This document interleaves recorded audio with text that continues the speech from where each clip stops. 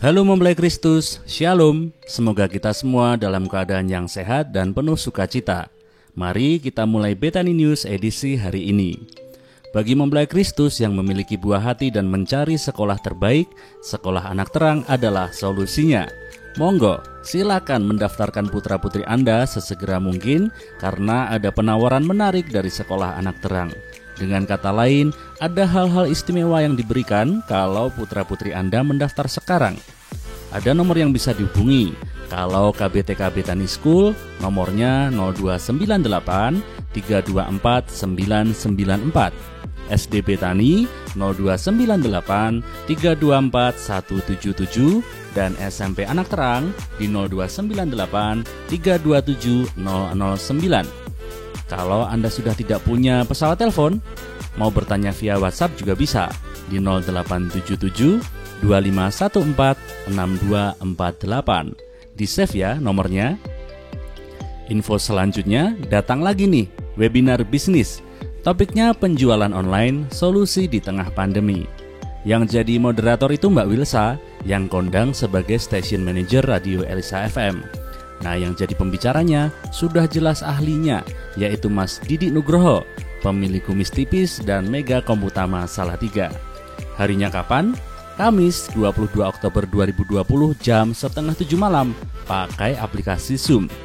Kalau Anda mau join, kodenya 492 543 1528.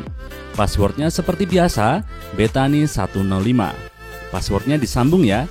Kalau mempelai Kristus ingin tanya-tanya soal webinar ini, silakan WA Mbak Ani di 0818 0586 5457 atau WA Cik Debi juga bisa di 0856 9722 2222. Acara ini berkat kerjasama antara Betani Business Community, Warkat.com, KSP Mulia, dan Radio Elisa 103.9 FM. Mempelai Kristus tahu ngobras. Ngobras itu ngobrol suka-suka seputar kehidupan kita. Ada narasumber yang siap berbagi di acara ini yang disiarkan di Radio Betani 107.7 FM.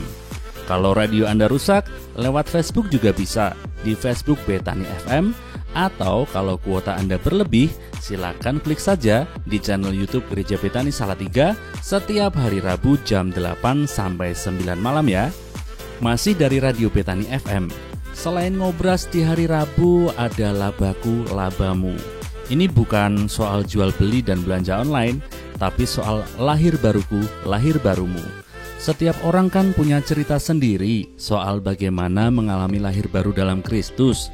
Nah, acara inilah tempat yang pas untuk kita mendengarkan kesaksian yang bagus-bagus. Setiap hari Jumat jam 7 sampai 8 malam ya, mempelai Kristus. Radionya disetel di gelombang 107.7 FM atau live Facebook di akun Betani FM. Ngomong-ngomong, dulu sebelum pandemi kan ada gerbang pagi, lalu vakum sebentar karena Covid sedang eksis. Sekarang ada gerbang pagi live di hari Rabu dan Sabtu, mulai jam 5 sampai setengah 6 pagi. Udara masih segar, pikiran kita masih jernih. Kita taburi dengan konten rohani yang disiarkan Radio Betani 107.7 FM dan lagi-lagi Facebook Betani FM. Oke? Terakhir nih, mempelai Kristus yang ingin baptis atau punya baby yang ingin diikutkan di acara penyerahan anak, silakan hubungi Pak Darmono Ari di ruang administrasi gereja. Daftarkan diri, bawa fotokopi KTP, pas foto 3x42 lembar, dan formulirnya jangan lupa diisi. Setiap minggunya akan dilayani baptisan dan penyerahan anak selepas ibadah pagi. Baiklah mempelai Kristus, karena infonya sudah banyak dan ibadah raya harus segera dimulai, mari kita fokus beribadah ya. Jangan lupa maskernya dipasang yang betul dan face shieldnya juga, supaya tetap oke walau pakai APD. Selamat beribadah, happy Sunday, God bless you all. Kita akan berdoa sebelum ibadah kita mulai pada hari ini. Bapa, sungguh kami bersyukur Tuhan buat anugerah Tuhan yang melimpah dalam kehidupan setiap kami di tempat ini. Sehingga pada pagi siang hari ini Tuhan masih memberikan kesempatan kami untuk beribadah. Tuhan masih memberikan kami kesempatan untuk memuji Engkau di tempat ini Tuhan. Kami percaya semua ini hanya karena penyertaan kasih karunia-Mu saja Bapa. Dan saat ini Tuhan, siapkan hati kami untuk mendengar, untuk memuji, untuk bertemu akan Engkau Tuhan. Terima kasih Tuhan, hanya dalam nama dan kuasa Tuhan kami Yesus Kristus. Mari semua yang percaya sama-sama katakan amin. Saya undang Bapak Ibu Saudara untuk bangkit berdiri. Kita akan sama-sama untuk mendeklarasikan firman Tuhan, yaitu dalam Mazmur 62 ayat yang ke-7. Kita akan baca bersama-sama. 1, 2, 3. Pada Allah ada keselamatanku dan kemuliaanku. Gunung batu kekuatanku, tempat perlindunganku, ialah Allah. Mari kita berikan sorak-sorai yang paling dahsyat hanya bagi Yesus Tuhan.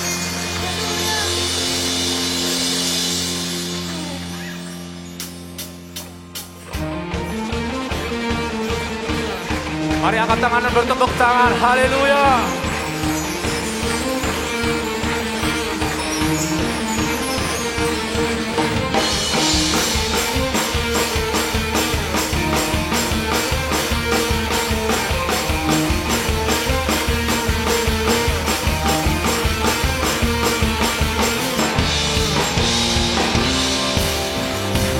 Sama-sama katakan, Kau gunung batuku dan Kau kota bentengku, tak akan ku ragu.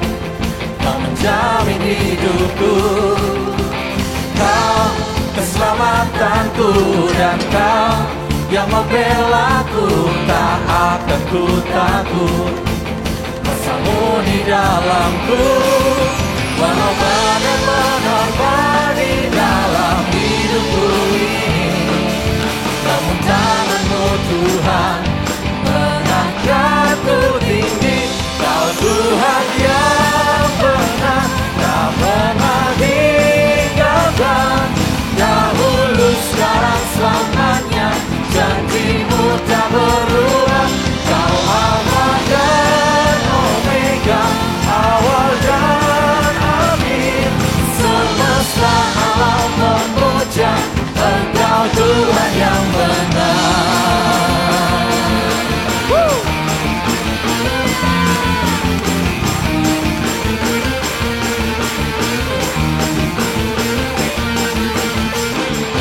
Mari lebih semangat lagi, sama-sama katakan, Kau gunung batuku dan Kau kota bentengku, tak akan ku ragu.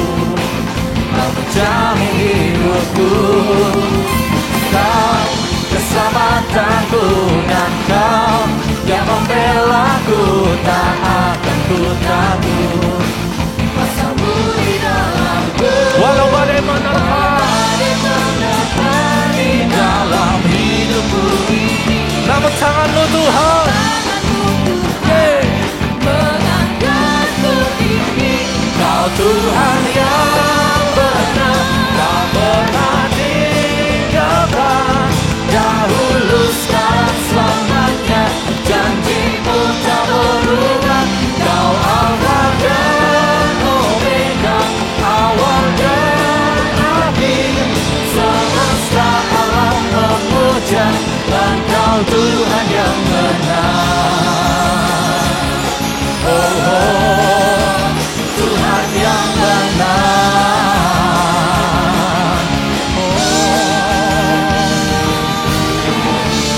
Mari angkat tanganmu dan bertepuk tangan lebih lagi, karena hanya di dalam jalan keselamatan kita. Amin. Walau badai menerpa di dalam hidupku ini, namun tangan-Mu Tuhan mengangkatku tinggi. Kau Tuhan yang benar, tak pernah tinggalkan. Dahulu, sekarang, selamanya, janji-Mu tak berubah. Kau Alfa dan Omega, awal dan akhir.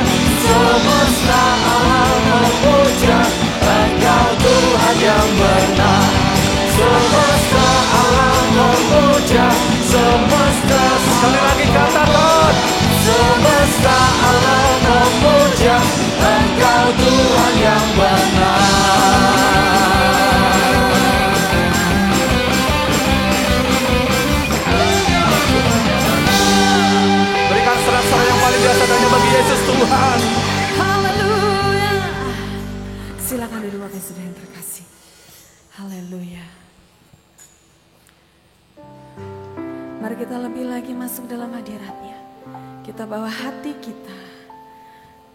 Kita bawa cinta kita kepadanya. Kerinduan setiap kita untuk bertemu dengan Dia. Yesus. Karena Engkaulah kekuatan kami. Engkaulah perisai kami. Engkau yang menguatkan hidup kami, Yesus. Ini kami, Tuhan. Engkaulah perisaiku saat badai hidup menerpaku. Firman-Mu di dalamku tenangkan jiwaku. Katakan Engkaulah perisaiku. Engkaulah perisaiku saat badai hidup menerpaku. Firman-Mu di dalamku tenangkan jiwaku. Ku kan berdiri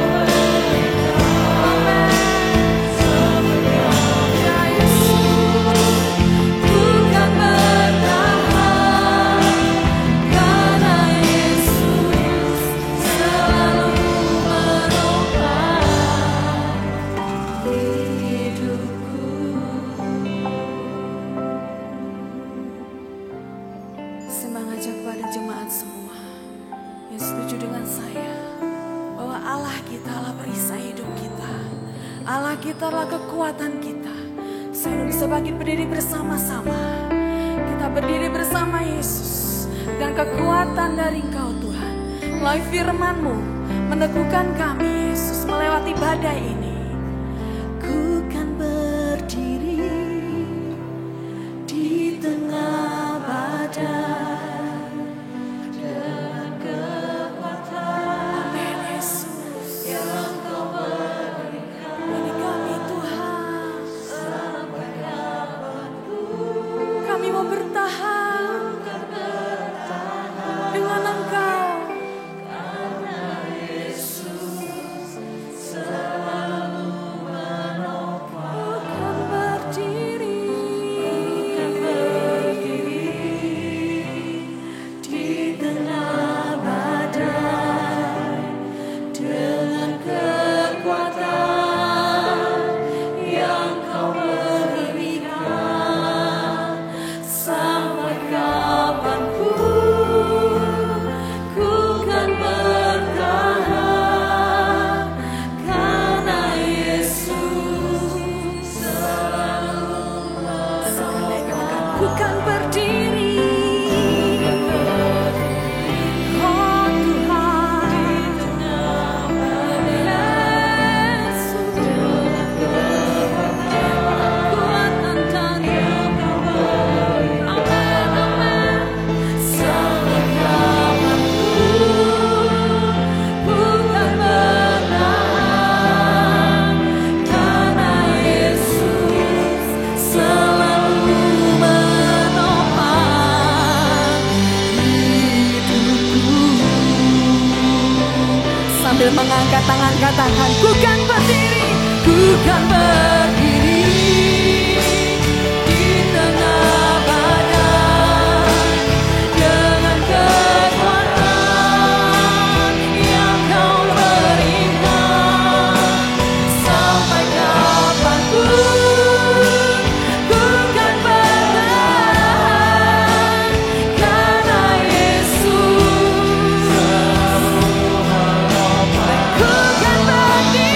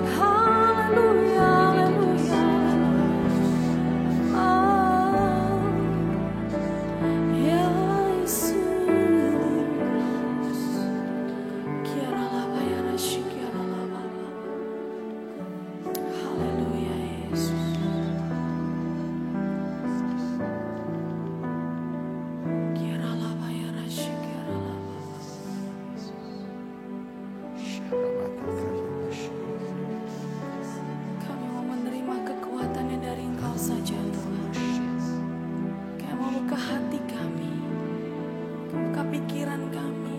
Biar Engkau bekerja lebih lagi dalam kehidupan kami Tuhan. Engkau yang mampukan kami Tuhan. Engkau yang menguatkan setiap kami Tuhan. Menghadapi kehidupan ini Yesus. Kami mau bergantung kepada Engkau Tuhan. Hanya kepadamu Yesus. Yesus.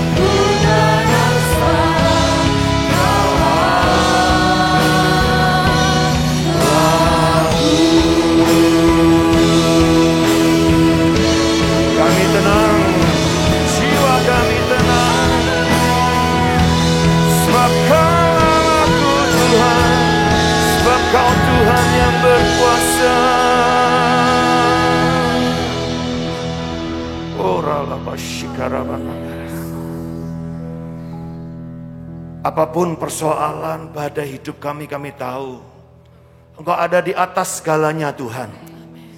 Engkau ada di atas persoalan masalah kami. Engkau ada di atas segala kelemahan, kekurangan kami, ketidakberdayaan kami. Engkau ada di atas segala sakit, penyakit, ataupun kekurangan kami.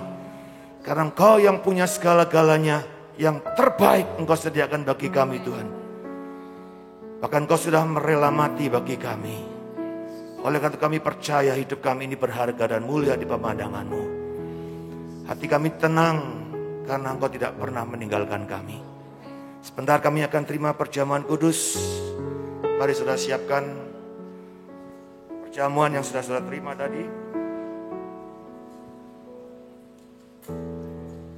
Silakan boleh duduk, tidak apa-apa. Duduk dulu kalau saudara agak sulit.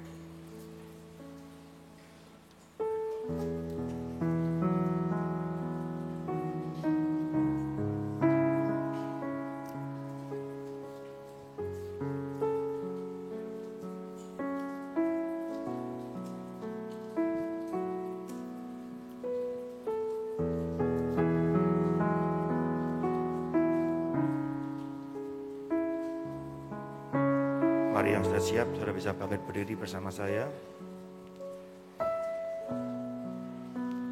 Kami bersyukur untuk hari pagi yang luar biasa ini Tuhan. Kami boleh diingatkan sekali lagi akan kasih Tuhan yang begitu sempurna atas kami. Kasih yang tidak pernah berubah, kasih yang tidak bersyarat. Bahkan Kau menerima kami saat ini, sekalipun hari ini mungkin ada banyak perilaku perbuatan kami yang tidak tepat di hadapan-Mu. Tangan-Mu selalu terbuka bagi kami Tuhan. Dan pagi ini kami mau menerima anugerah itu, kasih karunia Tuhan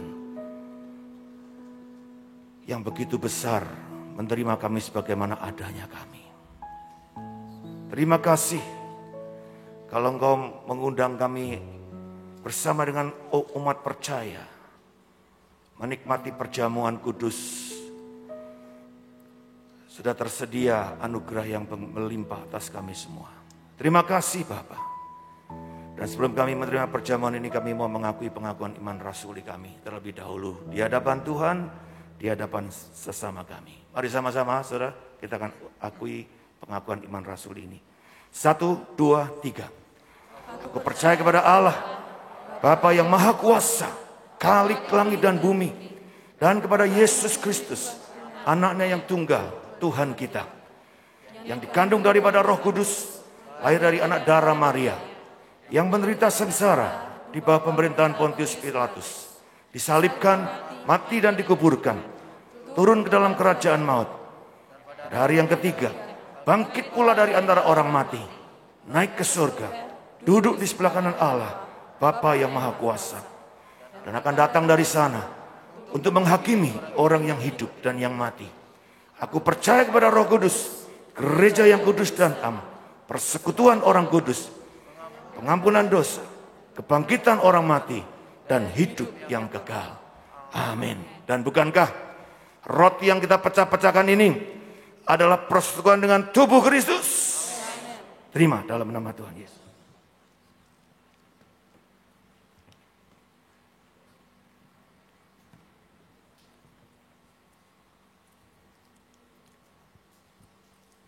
Mari kita angkat perjamuan.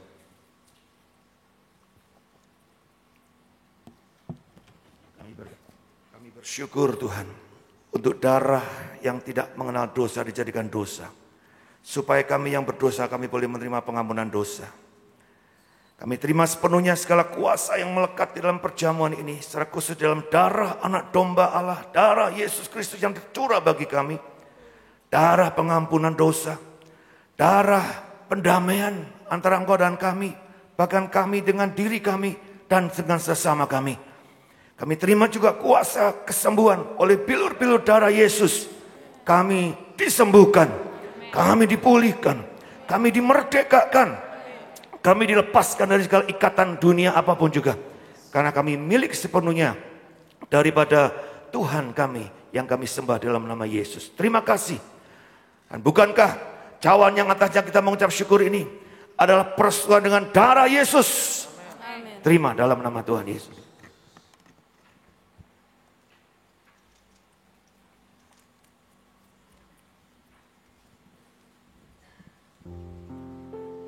Mari letakkan cawan saudara. Mari mulai tenangkan hati saudara, mulai sembah Dia.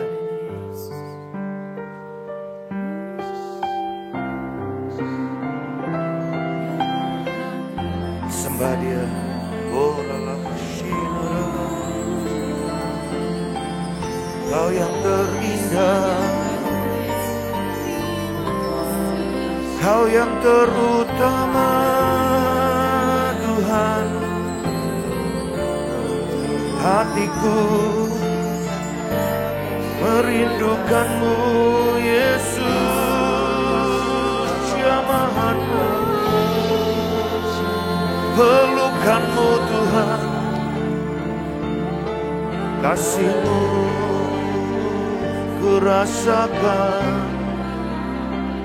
ku nikmati Tuhan, menjamah,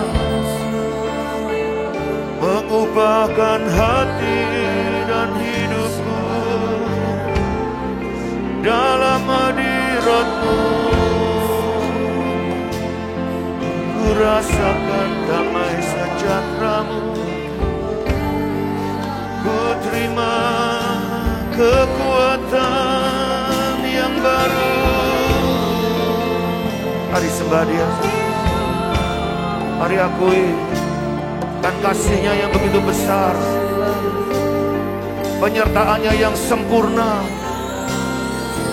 Akui di hadapan-Nya, berterima kasih buat anugerah-Nya yang melimpah.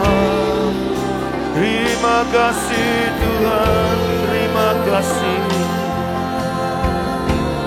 terima kasih Yesus.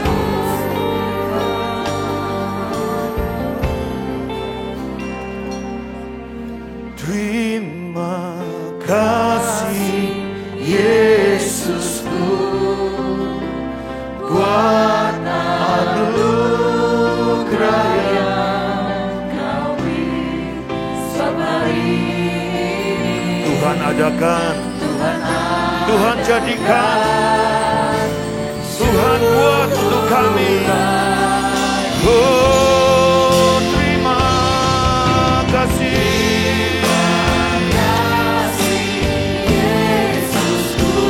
Hanya kepada-Mu saja Tuhan kami letakkan seluruh iman, harap dan kasih kami, percaya kami, syukur kami. Hari yang terakhir, angkat suara-Mu. Terima kasih.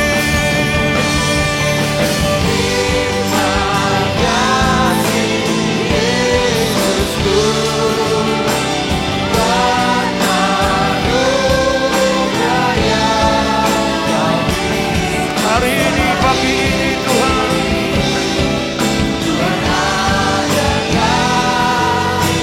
syukur bagimu setiap hari ini. Tuhan yang mengadakan, Tuhan yang menjadikan, Tuhan yang membuat semuanya menjadi indah pada waktunya. Setiap hari ini Tuhan adakan, syukur bagimu. Haleluya, syukur bagimu.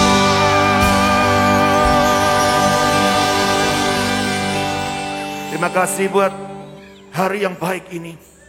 Terima kasih buat pekerjaan-pekerjaan Tuhan yang dipercayakan dalam hidup kami lebih lagi. Terima kasih buat anugerah yang terus melimpah di tengah-tengah hidup kami. Terima kasih Tuhan buat semuanya. Tidak ada yang salah dengan jalan-jalan-Mu. Tuhan yang baik, Tuhan yang adil, Tuhan yang setia bagi kami. Sebentar kami mau dengar firman-Mu, biar Engkau berbicara atas setiap hidup kami melalui firman-Mu. Terima kasih Tuhan, kami percaya firman-Mu adalah kehidupan, firman-Mu adalah kebenaran, firman-Mu adalah kebaikan dan kekasih Tuhan yang melimpah. Dalam nama Tuhan Yesus Kristus.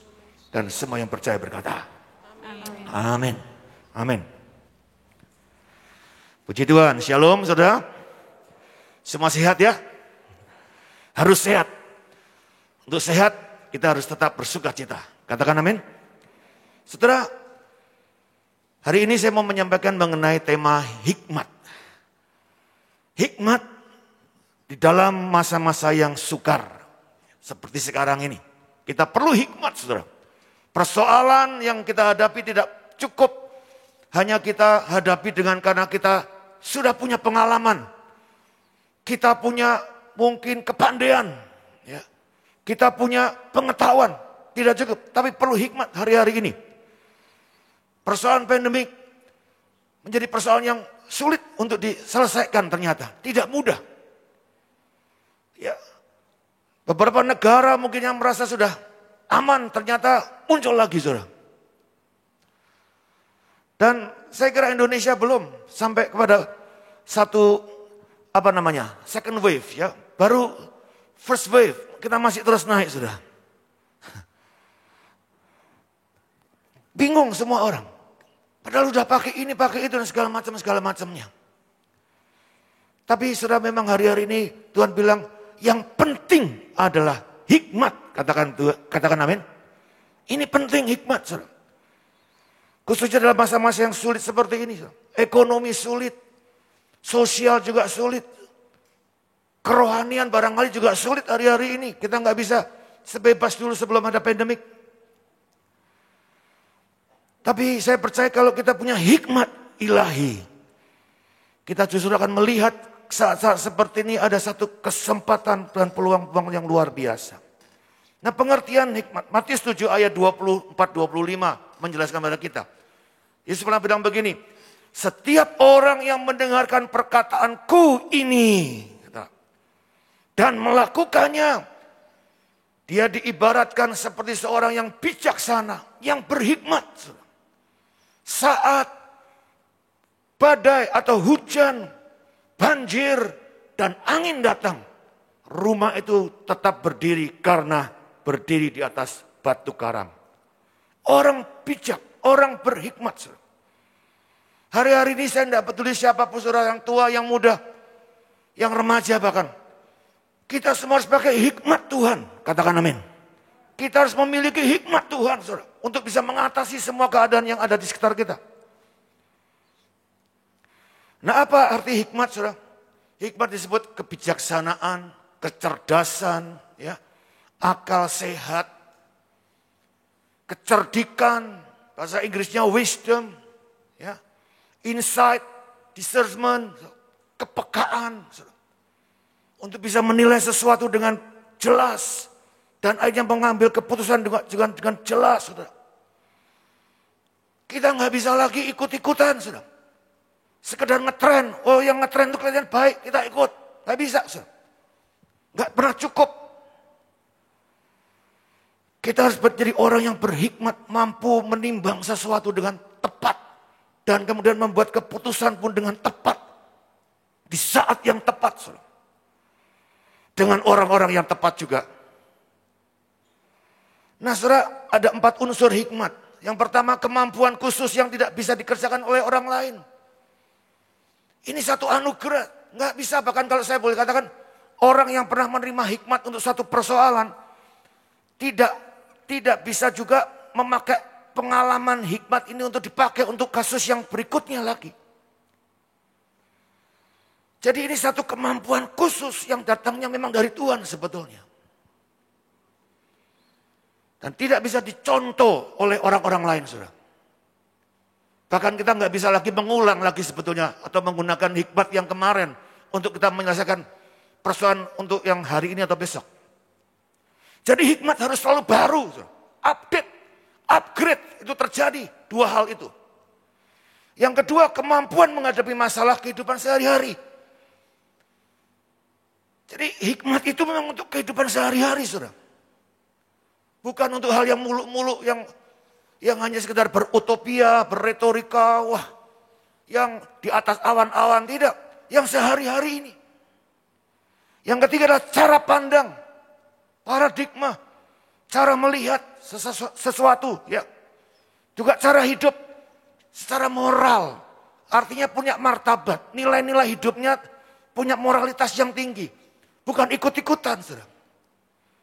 Hikmat dunia ada. Ikut-ikutan. Orang ngetren begini kita ikut. Rame-rame kita ikut, saudara. Yang keempat adalah pola pikir dan perilaku yang sesuai dengan pola pikir dan kehendak Tuhan Yesus. Tadi dikatakan, barang siapa atau siapa saja mendengar perkataanku ini. Apa perkataanku ini? Mulai dari pasal 5 khotbah di bukit itu. 5, 6, dan 7. Saudara. Itu perkataan sehat Yesus. Itu pengajaran dasar, basic orang percaya. Makanya sebenarnya kalau boleh pengajaran Injil kalau mau diperas itu tinggal 3 pasal ini saja. Pasal 5, 6, dan 7. Injil itu tidak sulit. Alkitab itu tidak sulit. Yesus itu ingin menyederhanakan, saudara. Bagaimana jalan ke surga itu. Orang-orang agama lain mempersulit. Supaya apa? Ya supaya saudara nganut terus sama tokoh agamanya itu. Tapi kalau Yesus enggak, dia mau mempermudah, menyederhanakan. Tapi bukan sesuatu yang murahan, justru yang sederhana dan yang canggih itu ya, itu mahal sekali. Karena harus dibayar dengan hidup Yesus. Filipi 2 ayat 5. Dalam hidupmu bersama, kenakanlah pikiran Kristus dan perasaan Kristus.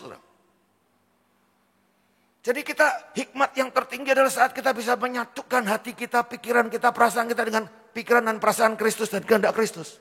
Itu goalnya. Berhikmat. Oke, saudara ada 2 jenis hikmat. Kalau mau dirinci lagi ada 3, 4 saudara. Tapi saya mau buat sederhana aja 2. Yang pertama adalah hikmat dunia. Manusia. Manusia yang belum mengalami pembaharuan. Manusia yang belum lahir baru. Yang pertama adalah hikmat Musa. Saudara. Musa sebelum ketemu Tuhan, hikmatnya hikmat Mesir. Kisah 7 ayat 22 mengatakan, dan Musa dididik dalam segala hikmat orang Mesir. Dan ia berkuasa dalam perkataan dan perbuatannya. Hikmat dunia saja dahsyat sebetulnya. Musa dididik dengan hikmat Mesir. Segala hikmat Mesir. Dan dia punya kuasa dalam perkataan dan perbuatan. Dahsyat ya. Hikmat Saul. Saudara, dalam 1 Samuel 18, 89, saudara baca ayat itu. Bagaimana hikmat Saul itu begini. Saat Daud pulang dari peperangan, rakyat, wanita-wanita bernyanyi. Saul mengalahkan beribu-ribu. Daud mengalahkan berlaksa-laksa. Alkitab mencatat, saat Saul mendengar perkataan itu, hatinya panas. Wah, kalau begini bahaya ini orang. Satu kali bisa merebut kekuasaanku. Dan Alkitab mencatat sejak hari itu, Saul dengki, iri, berusaha untuk membunuh, mencari kesempatan untuk membunuh Daud. Dan kemudian direkayasa banyak hal sampai menggadekkan anaknya istilahnya. Anaknya diberikan kepada Daud dengan harapan Daud dengan apa? Mas kawinnya kira-kira gitu ya. Maharnya 200 kulit katan orang Filistin. Harapannya bukan Daud menang, tapi harapannya Daud mati di medan pertempuran. Jahat ya. Anaknya pun digadaikan dan seterusnya sudah tahu kisahnya bagaimana. Ya. Saul hikmatnya dunia.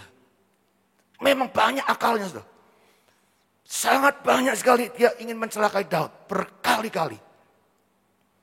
Dengan trik-trik yang luar biasa jahatnya. Yang kedua adalah hikmat ilahi. Contohnya adalah hikmat Salomo. Saudara. Dikatakan dan Allah memberikan kepada Salomo hikmat dan pengertian yang amat besar. Serta akal yang luas seperti daratan pasir di tepi laut. Gara-garanya Tuhan datang pada Salomo, Salomo kamu mau jadi raja. Pingin minta apa dari aku? Banyak orang bilang, oh kasih aku kekayaan, kasih aku kekuatan. Tapi Salomo bilang aku tidak perlu itu. Aku perlu hikmat. Untuk mengatur umatmu yang begini banyak. Dan itu menjadi suatu awal Tuhan senang berkenan dengan permintaan Saul. Hikmat aku beri, artinya itu hikmat dari Allah. Dan sekaligus bonusnya kekayaan dan kemasyuran, nama baik, kekuasaan aku berikan.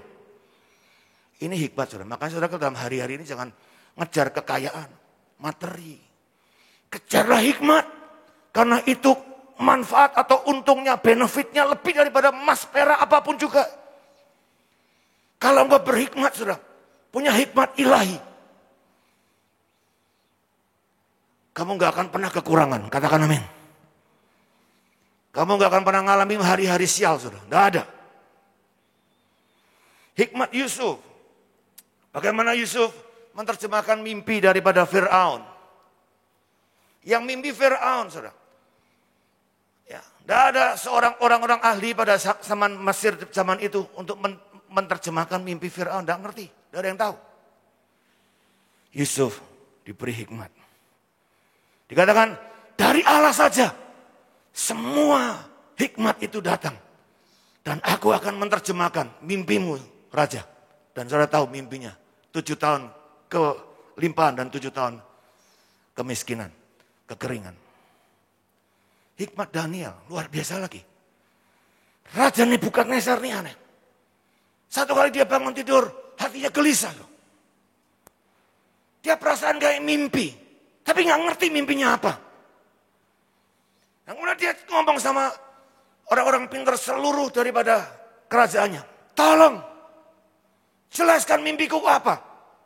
Aku punya mimpi tapi aku gak ngerti. Dan jelaskan artinya. Saudara gila lagi nih. Tapi puji Tuhan saudara, Daniel diberi hikmat luar biasa. Dia bukan hanya mengartikan mimpinya, tapi dia menjelaskan mimpi yang tidak dipahami juga oleh Raja Nebukadnezar. Dan itu menjadi satu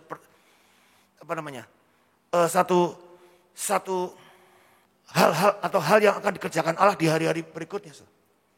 Luar biasa ya. Dan yang terakhir adalah hikmat Kristus.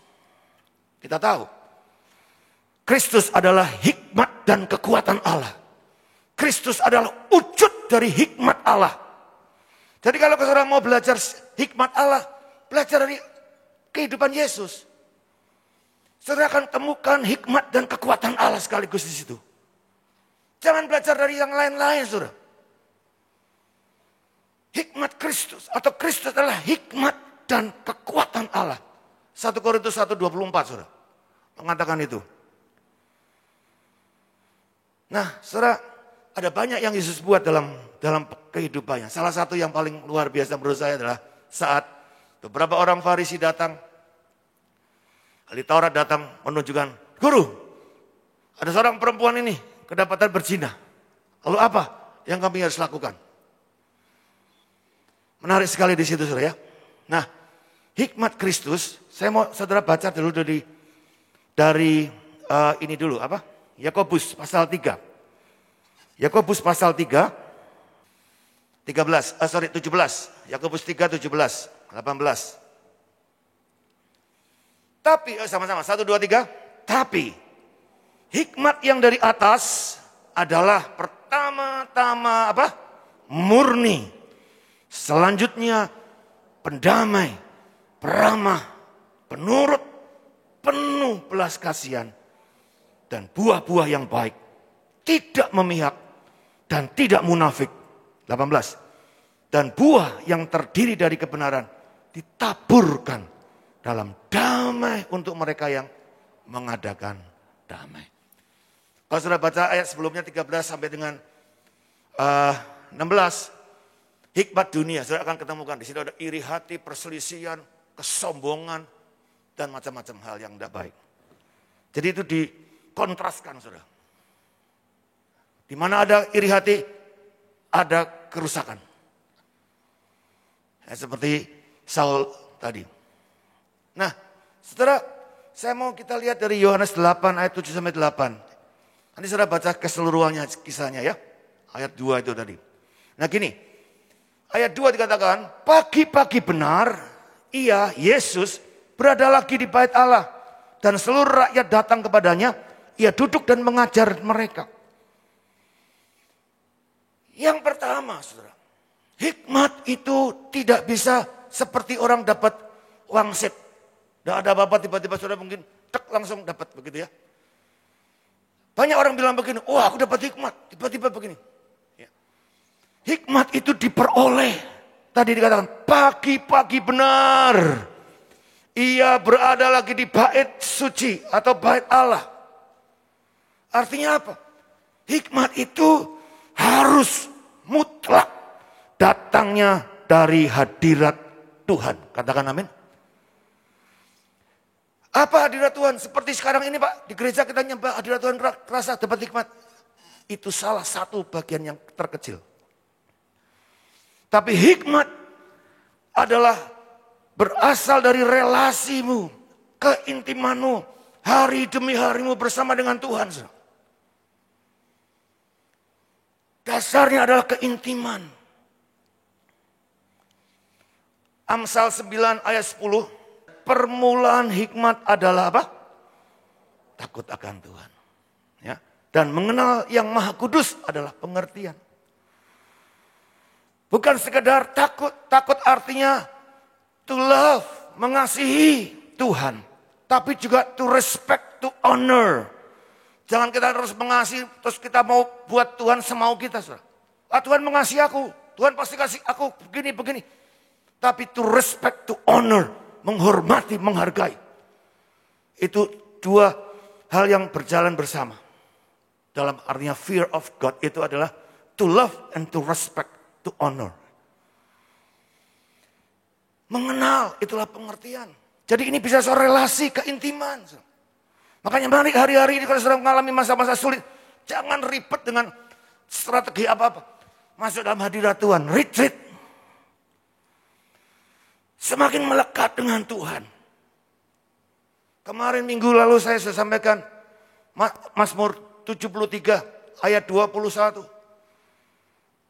Saat pinggangku menusuk-nusuk rasanya. Aku gak ngerti, aku dungu seperti hewan aku. Tapi aku tetap di dekatmu.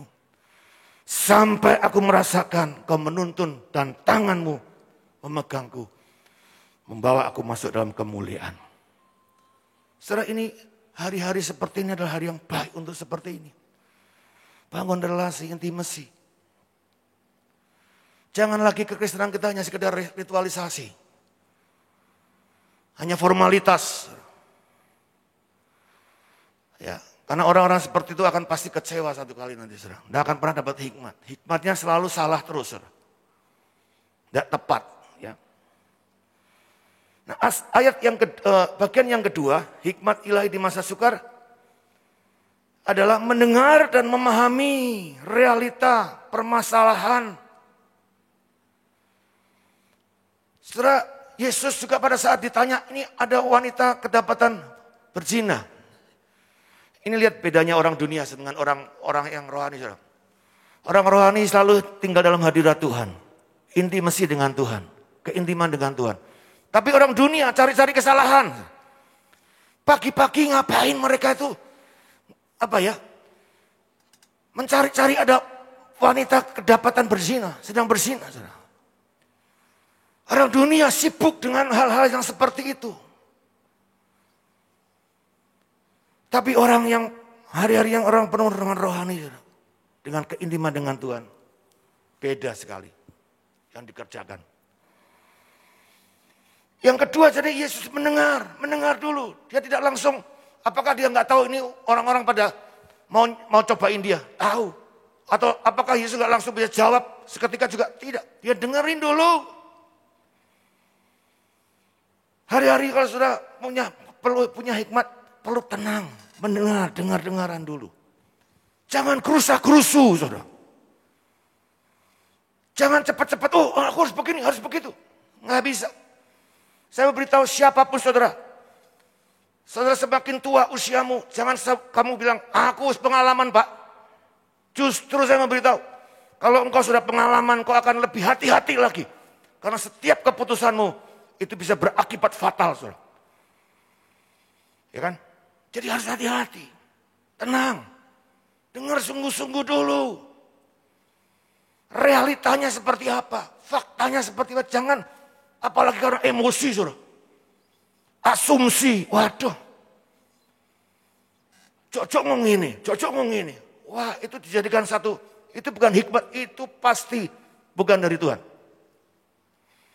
Dengerin baik-baik, setiap kejadian apapun juga. Perhatikan baik-baik. Lihat faktanya dengan jelas. Sampai kita tahu ada apa semua ini di belakang. Motivasinya apa kalau saat itu Yesus melihatnya? Oh, motivasinya mencoba Yesus. Dikatakan dalam firman Tuhan. Kalau kita tenang, memperhatikan baik-baik, kita akan tahu hal-hal apa yang sedang ada di balik semua itu, saudara. Sebetulnya. Sehingga kita bisa lebih melihat dengan lebih jernih, lebih jelas. Nanti saudara baca ayatnya 1 Raja-Raja 3:16. Bagaimana Raja Salomo waktu itu diperhadapkan dua wanita sundal, saudara, datang rebutan anak. Sebetulnya ini persoalan ecek-ecek, ngapain raja sampai ngurusin kayak gini. Tapi Salomo perhatikan, dengerin semuanya. Baik dari wanita satu, wanita yang kedua.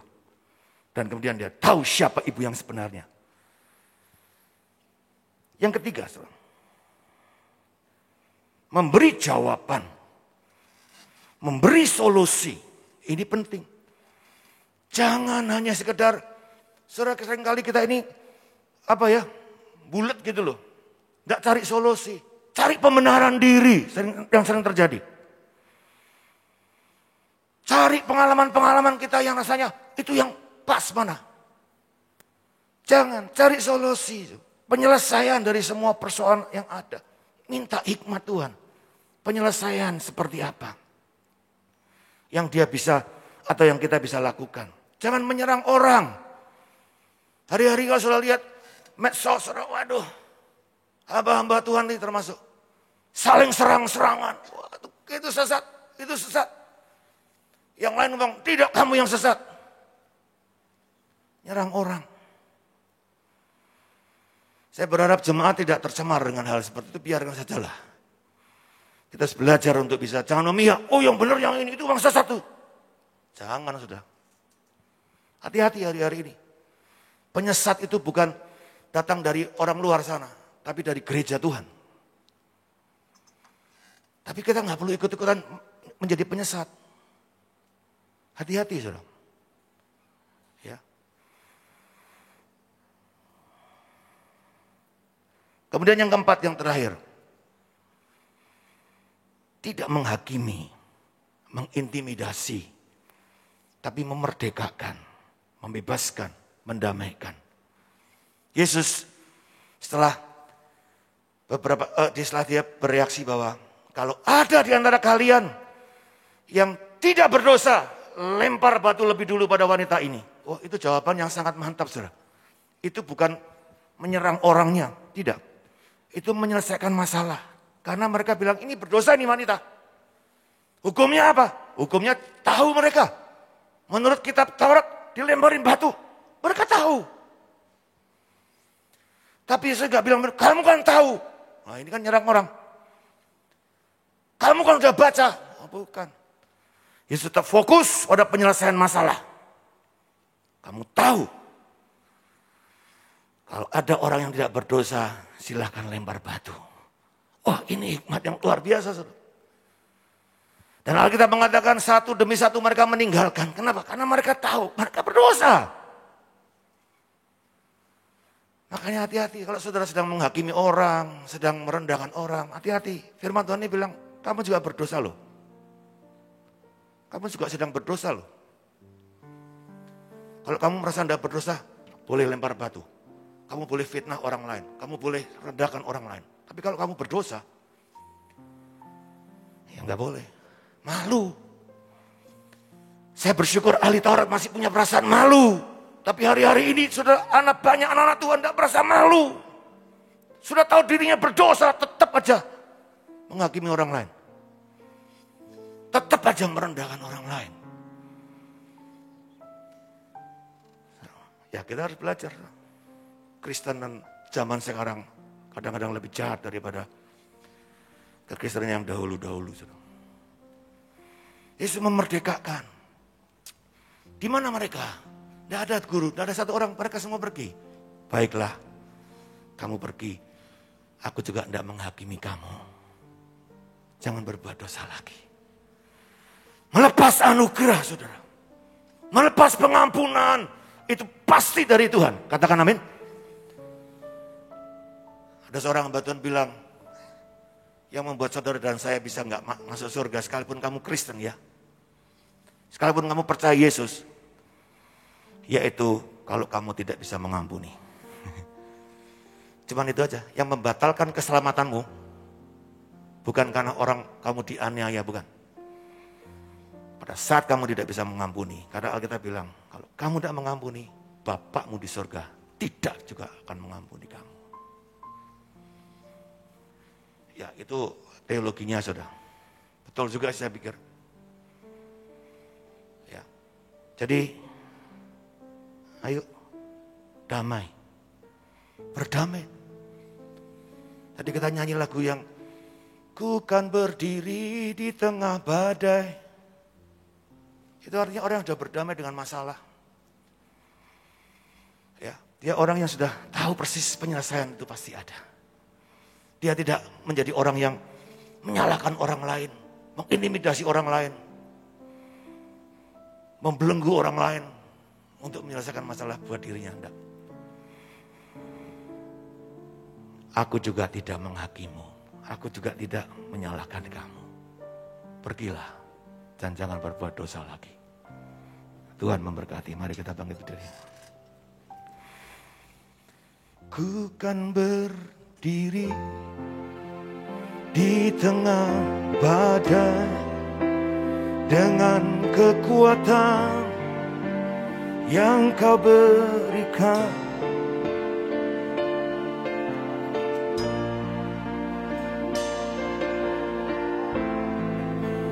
Karena Yesus selalu menopang. Bukan bertahan, bukan bertahan dalam tekanan, dengan kekuatan yang kau berikan sampai kapanpun. Karena Yesus, ayo lagi katakan saudara dengan segala hatimu. Bukan berdiri, terus berdiri tegak, teguh dalam Tuhan. Kesulitan, kesukaran apapun juga yang kau hadapi, selama engkau bersama dengan Tuhan, dengan hikmat Tuhan, tidak ada satupun yang dapat menahanmu, menjatuhkanmu, saudara. Tidak ada satupun yang akan membuat engkau goyah. Katakan, bukan berdiri bertahan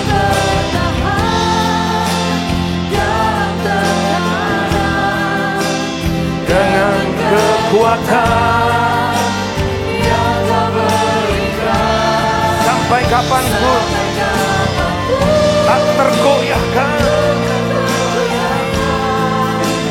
Karena Yesus selalu menopang hidupku. Berapa banyak saudara percaya Yesus tidak sekali-kali meninggalkan saudara? Lambaikan tangan saudara. Artinya saudara harus teguh berdiri. Apapun persoalan yang sedang kau hadapi. Amin. Karena dia tidak pernah mengintimidasi saudara. Dia tidak pernah bahkan menghukum saudara, tidak. Dia mati justru ingin supaya saudara tidak dihukum.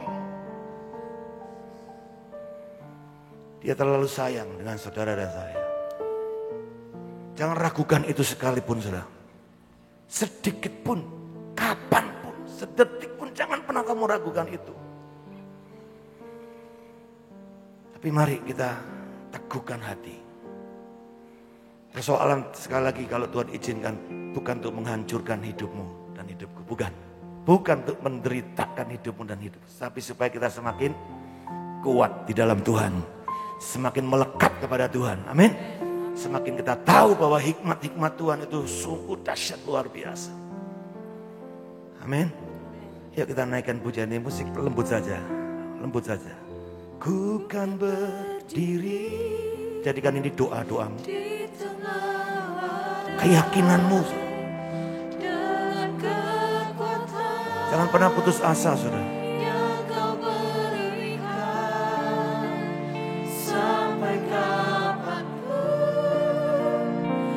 Sampai kapanpun juga. Karena Yesus semuanya menjadikan kita kuat.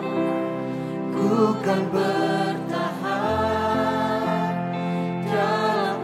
Biarlah ini doa kami dan keyakinan kami Tuhan.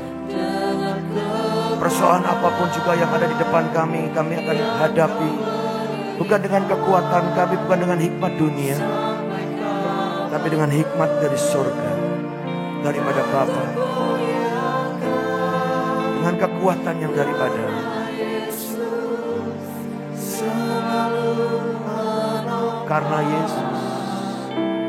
Karena Yesus selalu menopang. Karena Yesus, katakan lagi. Karena Yesus selalu menopang. Karena Yesus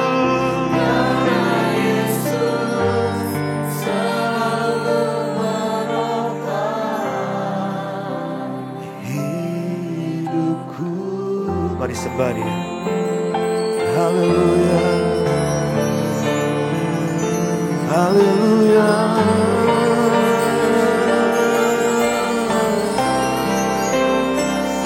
Karenamu Yesusku, ku jadi kuat. Karena Yesus, ku tetap semangat, ku tetap percaya, ku kan tetap berdiri tegak, mengasihimu, melayanimu. Karena Yesus, jiwaku tenang. Karena Yesus, damai sejahtera ku melimpah. Sekalipun di tengah badai hidup. Karena Yesus, hidupku tetap teguh,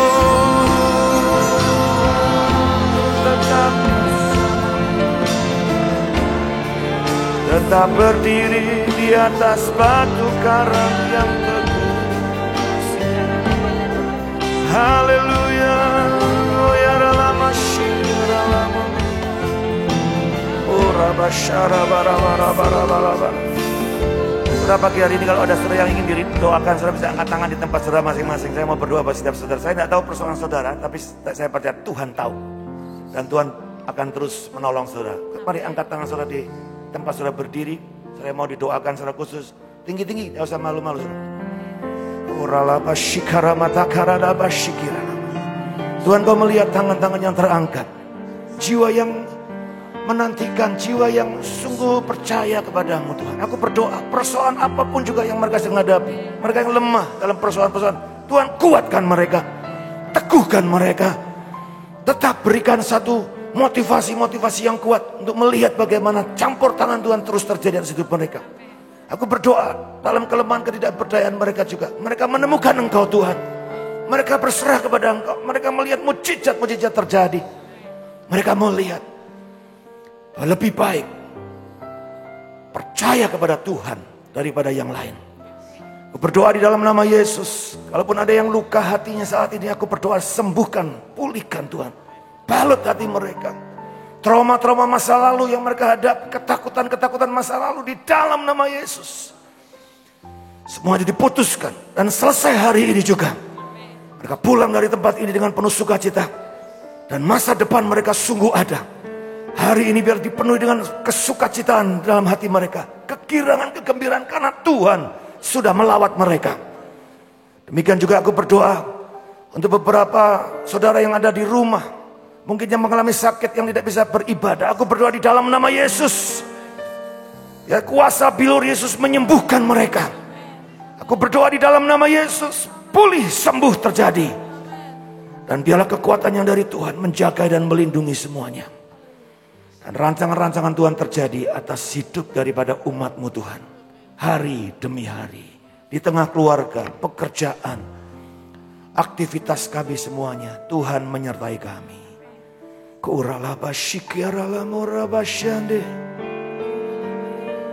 Haleluya. Oh Jesus, Jesus. Haleluya. Terima kasih Tuhan. Terima kasih Bapa. Terima kasih Yesus. Haleluya. Ku kan berdiri di tengah badai dengan kekuatan yang Kau berikan. Sampai kapanpun ku kan bertahan, karena Yesus selalu menopang. Ku kan bertahan dalam tekanan, ya Tuhan. Kekuatan-Mu yang menyertai kami, yang membuka jalan-jalan bagi kami Tuhan. Sampai kapanpun tak tergoyahkan. Mari tepuk tangan saudara-saudara yang boleh beriak buat Tuhan kita.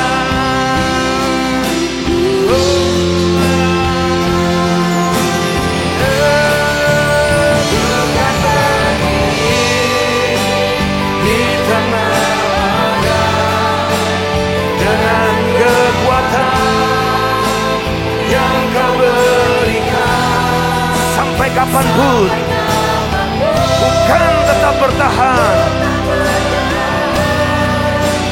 karena Yesus selalu menopang.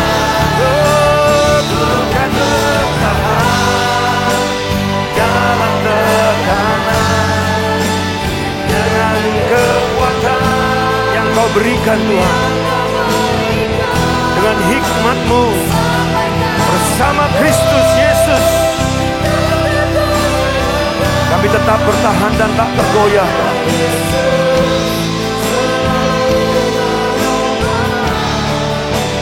Karena Yesus selalu menopang.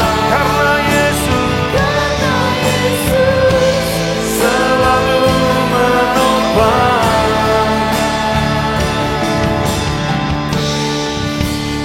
hidupku. Haleluya. Terima kasih Tuhan. Terima kasih Yesus. Mari boleh angkat persembahan yang saudara siapkan. Kita mau berdoa buat persembahan. Silakan saudara bisa memberikan di kotak-kotak di depan yang sudah disediakan. Terima kasih buat kesempatan kami membawa persembahan Tuhan. Kami tahu Tuhan betapa beruntungnya kami, karena Engkau Tuhan yang sudah memberkati kami. Dan senantiasa kami dibuatnya tidak berkekurangan. Bahkan kami berkelimpahan. Karena apa yang kami boleh terima, roti kami boleh makan, tapi sekaligus benih kami boleh tabur. Sehingga tidak ada satupun di antara kami yang kekurangan. Bahkan kami boleh menjadi berkat dimanapun kami berada. Teruslah menabur dalam roh, maka Engkau akan menuai kehidupan. Jangan ragukan itu. Karena hidupmu menjadi berkat bagi banyak orang. Dan Tuhan tidak akan pernah sekali-kali membuat engkau berkekurangan. Berdoa buat persembahan ini dalam nama Tuhan Yesus Kristus. Dan mari kita akan berdoa seperti Yesus ajarkan doa kepada kita. Bapa kami yang ada di surga, dikuduskanlah namamu, datanglah kerajaanmu, jadilah kehendak-Mu di bumi seperti di surga. Berikanlah kami pada hari ini makanan kami yang secukupnya, dan ampunilah kami akan kesalahan kami, seperti kami juga mengampuni orang yang bersalah kepada kami. Dan janganlah bawa kami dalam pencobaan, tapi lepaskanlah kami daripada yang jahat. Karena Engkaulah yang mempunyai kerajaan dan kuasa dan kemuliaan sampai selama-lamanya. Mari buka tangan saudara. Dan sekarang pulanglah dalam berkat yang penuh, utuh, melimpah, bahkan sempurna. Karena berkat Bapa, Putra, Roh Kudus turun atas hidupmu. Rumah tanggamu diberkati, pernikahanmu diberkati, anak cucumu diberkati, anak mantu cucumu diberkati, orang-orang tuamu diberkati, dan semua yang kau buat dengan tanganmu, Tuhan sendiri yang jadikan kau berhasil dan beruntung. Engkau cakap menanggung segala perkara, karena Dia yang memberi kekuatan dalam hidupmu. Engkau akan berkemenangan dalam hidupmu hari demi hari. Matamu sendiri akan melihat Tuhan yang menyertai engkau, selalu ada bersama denganmu, dan mujizat demi mujizat terjadi atas hidupmu. Pulanglah dengan penuh sukacita dan sejahtera dalam berkat yang penuh, dalam nama Tuhan Yesus Kristus. Semua yang percaya berkata, Amin. Amin. Puji Tuhan.